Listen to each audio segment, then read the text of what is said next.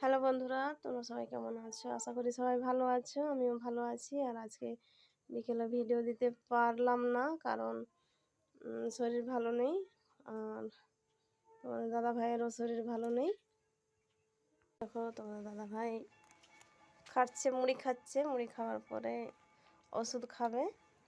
ওষুধ নিয়ে আসা হয়েছে, তাই জন্য ভিডিও দিতে পারলাম না। অবস্থা কি? মুড়ি খাচ্ছে, মুড়িটা খাওয়া হয়ে গেছে। তারপরে এই যে ওষুধ আনা হয়েছে, ওষুধ খাবে। মন মেজাজ ঠিক নেই, তাই আমি এখন রান্না করব। এখানে চলে এসেছি রান্নার কাছে। এই দেখো, এখানটাতে আমি রান্না করব। পাশে থেকো, লাইক কমেন্ট শেয়ার করো। এখানে ভিডিও ডাকছি আমি।